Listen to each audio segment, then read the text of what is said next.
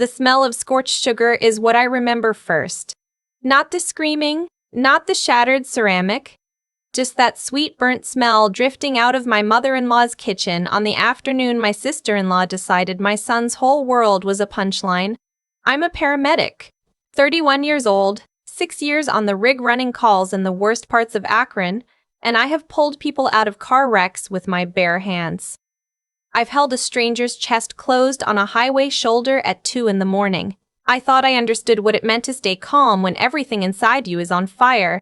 I was wrong. Nothing on any call ever cracked me open the way one Sunday at a backyard cookout did. My son's name is Wesley. He's 7. He's the kind of kid who notices things other people walk right past. The way a beetle's shell catches green in the sun. The way a song changes key. He doesn't have a lot of friends. Not because there's anything wrong with him, but because he'd rather sit in the corner building something than chase a ball around. What he has instead is a viola. A little 3/4 size viola I found secondhand and saved up 3 months to buy him after his school music teacher pulled me aside and said, "In 12 years I've never seen a kid take to strings like this." He named it Captain. He talks to it. He polishes it with an old sock before bed. When he plays, his whole face goes still and serious, like he's listening to something none of the rest of us can hear. I'm raising him alone mostly. His father, Brandon, and I split up 4 years ago. Brandon's a decent enough man who just never grew all the way up, and he's down in Columbus now doing whatever it is he does. He calls. He sends a check that's late more often than not. Wesley loves him with the uncomplicated love that kids give before they learn better, and I've never said a single bad word about him, because that's between Wesley and his own heart someday. The family I have to tell you about is Brandon's. I stayed close to them after the divorce, mostly for Wesley's sake. And I'll admit, partly because I didn't have much family of my own and theirs felt warm at first. There's my mother-in-law, Geraldine. There's Brandon's younger sister, my former sister-in-law, Tessa. And there's the way those two operate as a unit, which I didn't fully understand until it was too late. Tessa is 28. She is the kind of woman who has been told she's special so many times by so few people that she genuinely believes the world owes her an apology for not noticing. She had a wedding planning business that folded last spring, and the way she tells it, brides today just don't appreciate vision. The way everyone else tells it, she ghosted 3 couples and kept their deposits. Geraldine has spent 28 years explaining her daughter. If Tessa breaks something, it was defective. If Tessa says something cruel, you misheard.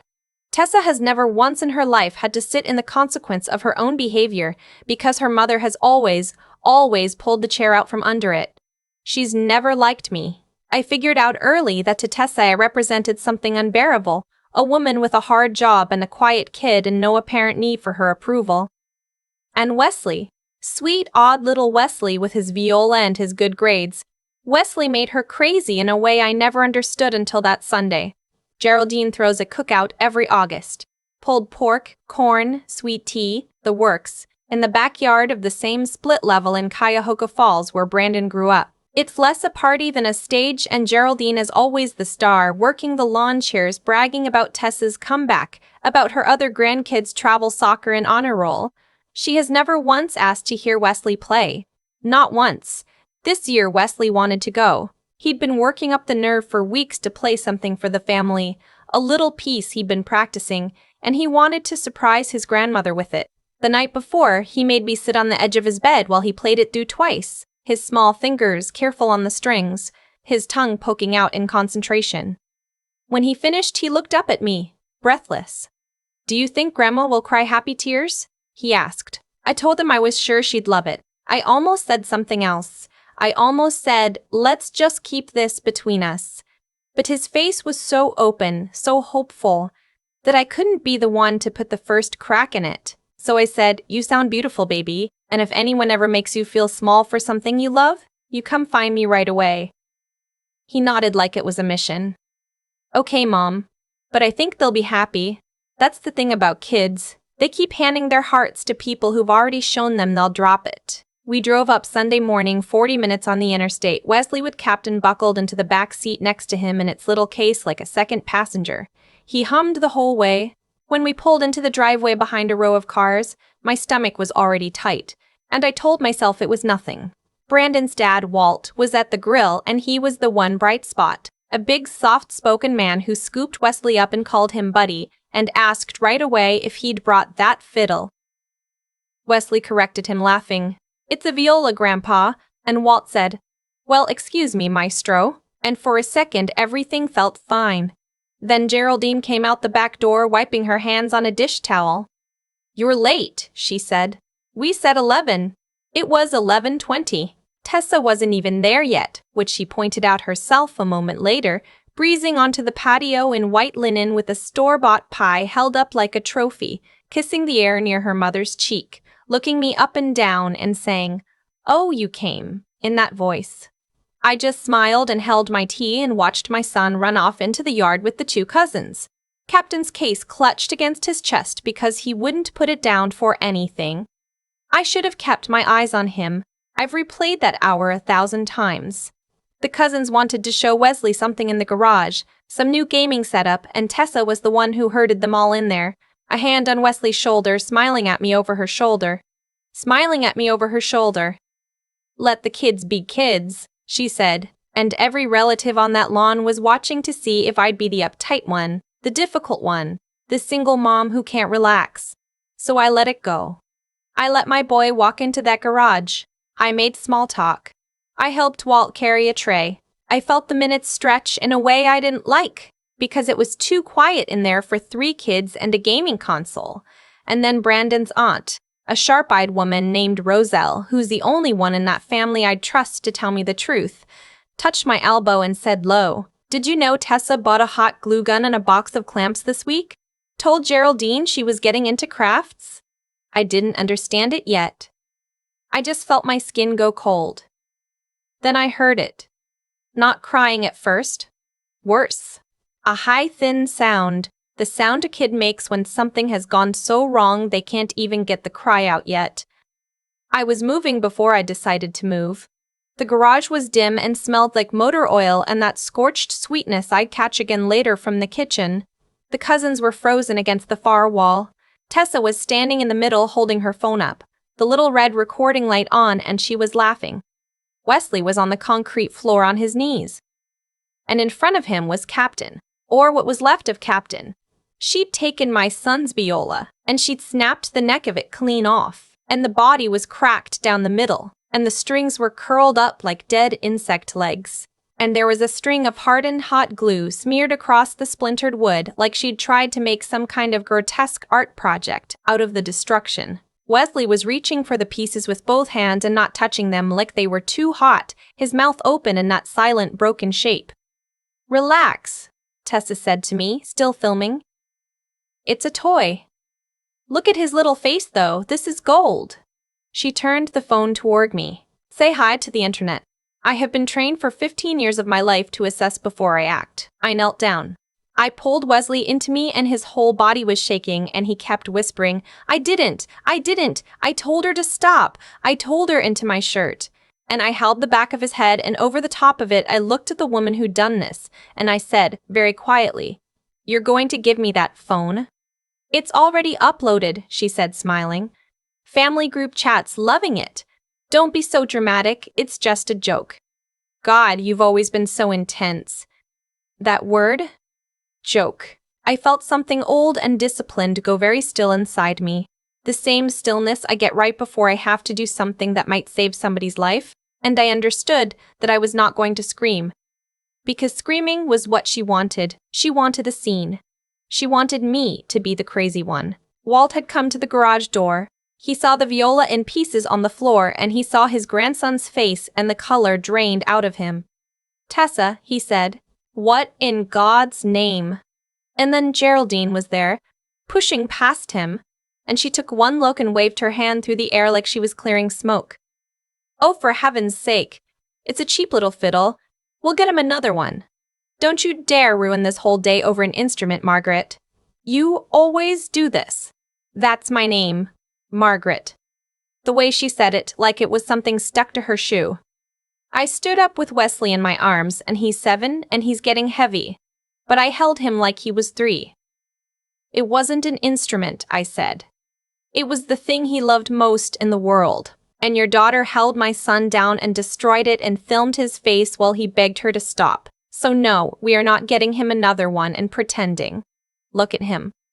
Look at his face and tell me again that it's a joke. Tessa rolled her eyes. He's a baby about everything. Maybe this'll toughen him up. Honestly, Margaret, the way you coddle him, it's almost cruel. I did him a favor. I looked at the cousins. They were maybe 9 and 11 and they were crying now too, scared, and I realized she'd made them part of it, told them it was funny, made them stand there and watch. They weren't villains. They were just kids who'd been handed something ugly by an adult they trusted, the same way Wesley had handed his heart to all of them. I turned to leave. And Geraldine, behind me, said the thing I will never forgive. She said, "No wonder Brandon left. Who'd want to stay with a woman who raises a soft little?" And she used a word about my son, a cruel word. A word about him being weak and wrong. And Wesley's head came up off my shoulder, and he looked at me with those wet eyes and said, "Mom, what does that mean?" I didn't answer her. I didn't answer him.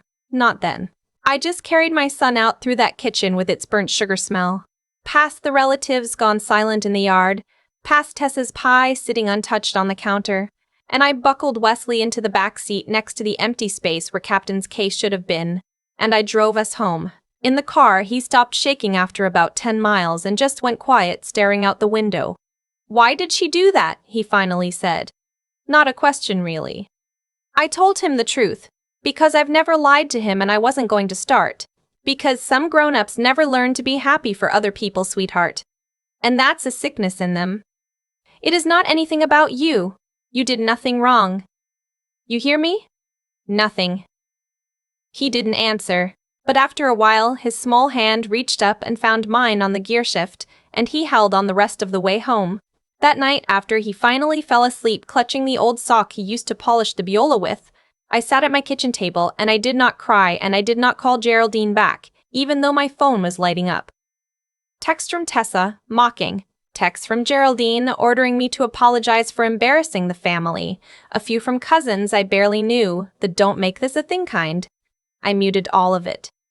Then I opened the family group chat, the one I'd been added to years ago and never left. And there it was, the video. 41 seconds of my child on his knees on a concrete floor, sobbing, reaching for the broken pieces of the one thing that made him feel like himself, while a grown woman laughed behind the camera. Someone had reacted with a laughing emoji. Geraldine had written underneath it, "She'll get over it, little." I didn't react. I downloaded it. I saved it 3 places. And then I called the one person I knew would pick up at midnight without asking why.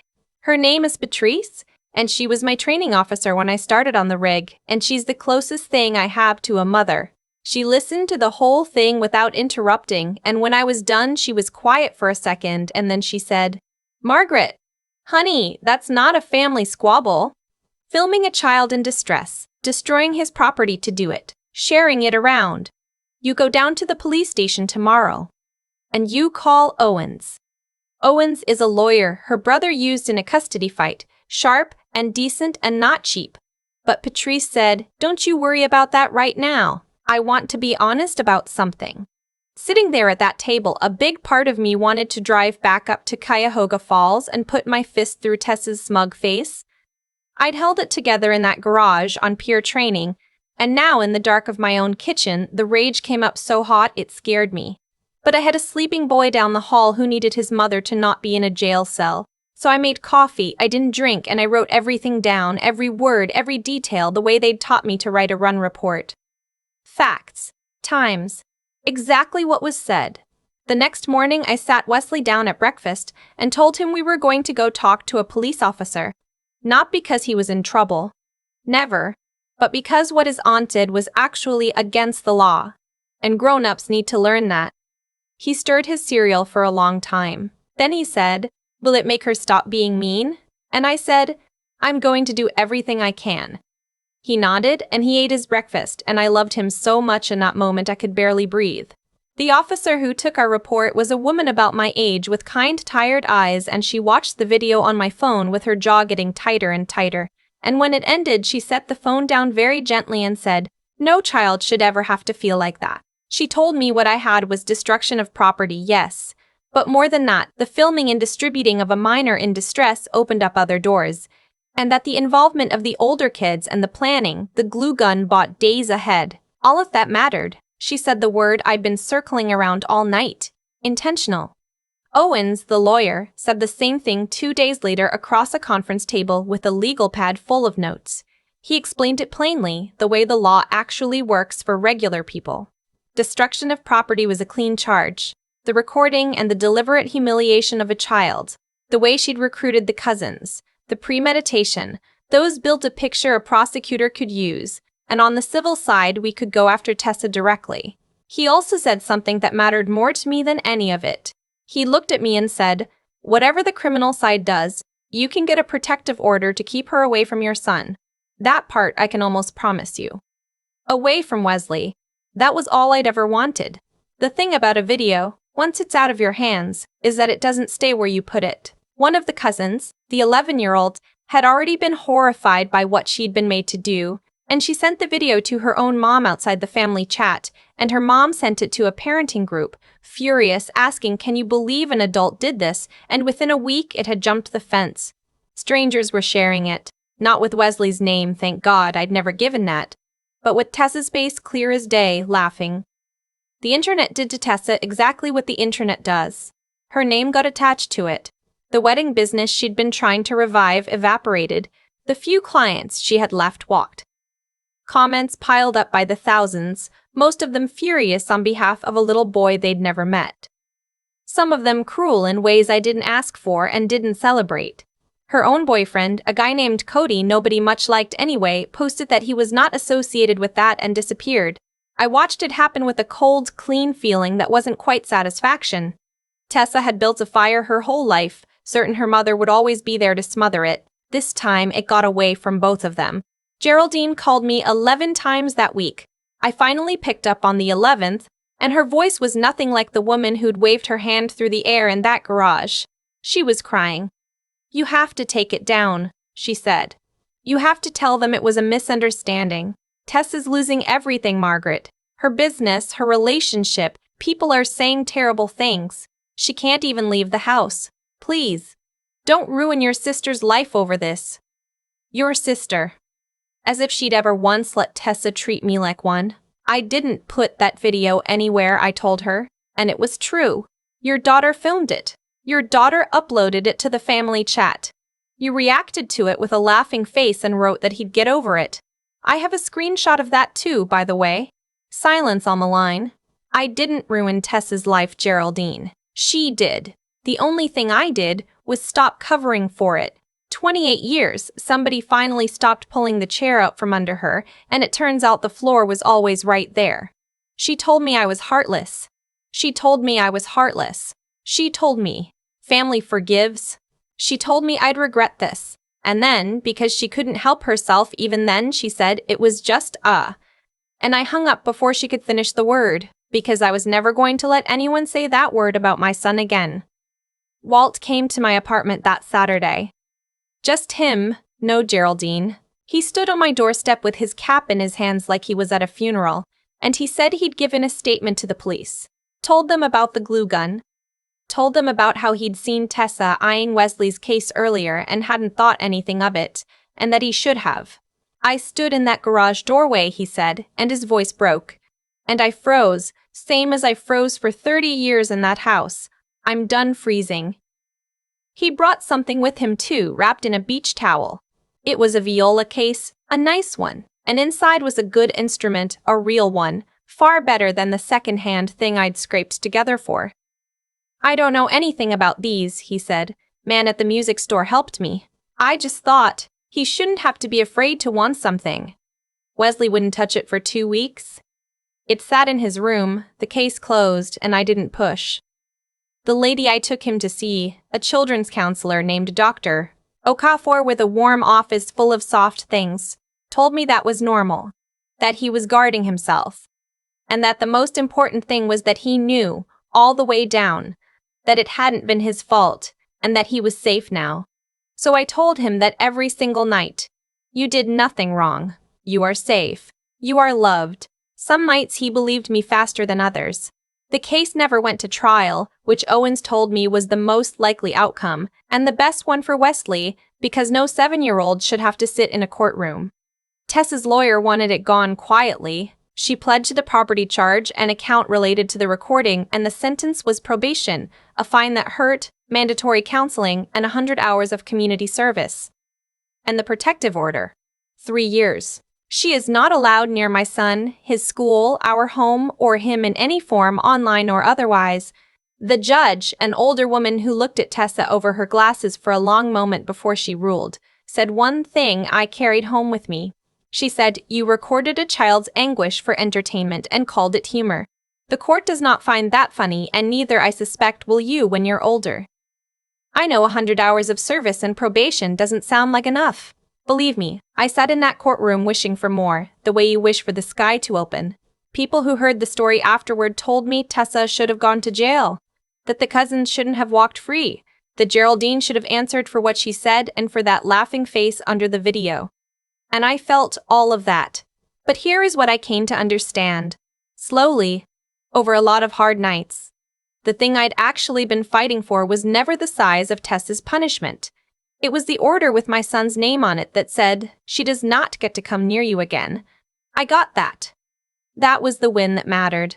And Geraldine did answer in her own way, though no court did it. Walt left her that fall. 40 years of marriage, and he packed a bag the week the protective order came through and moved into a little place across town, and when I asked him gently if he was sure, he said, "I spent my whole life keeping the peace in a house that didn't deserve peace. I'm too old to keep being a coward." He comes to Wesley's recitals now.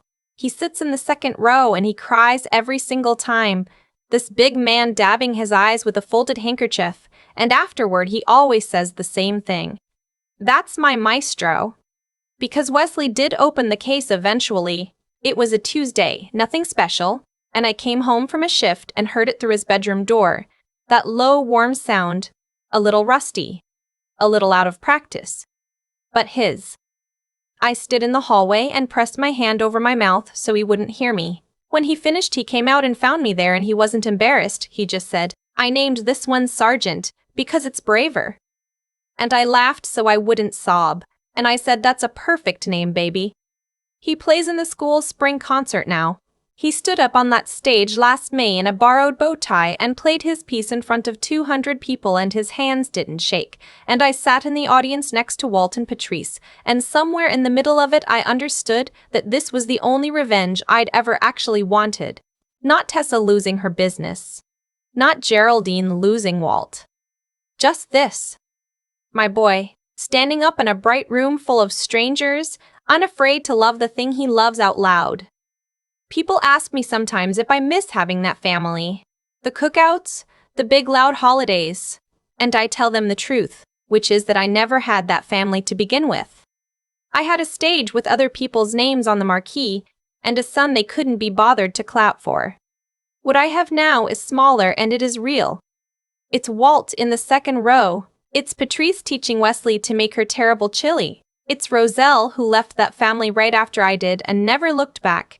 It's me and my boy, and a dinner table where nobody has to be afraid. A while back, Wesley asked me, out of nowhere over his cereal, "Are we a small family?"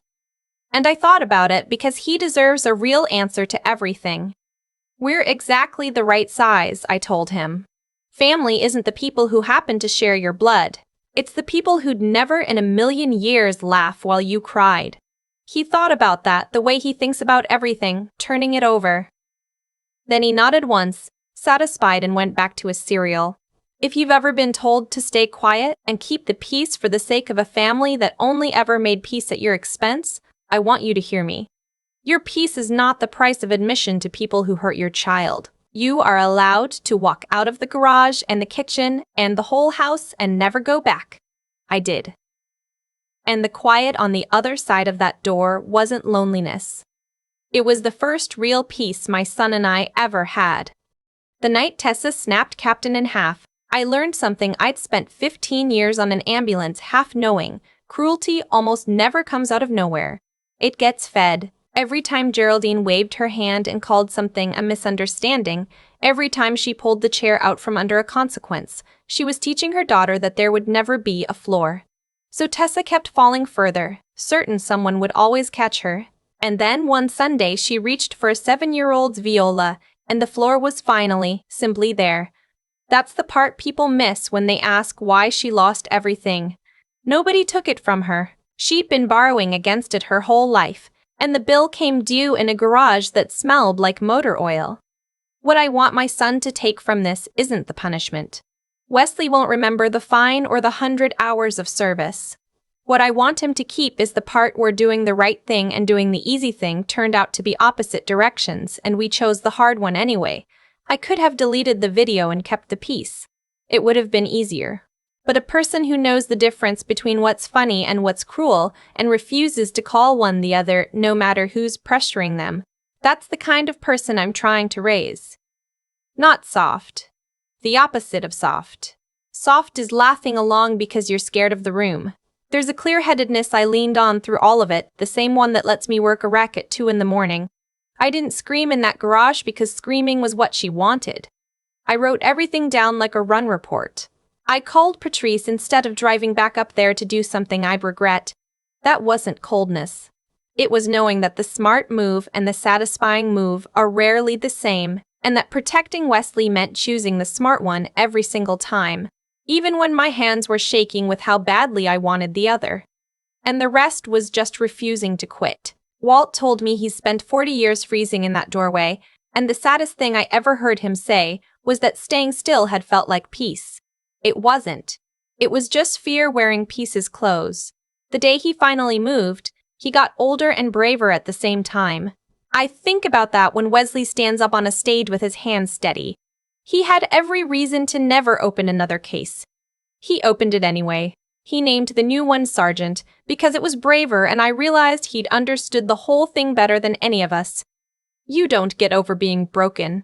You decide one rusty note at a time to keep playing out loud. That's the only revenge that ever mattered to me, and we already have it.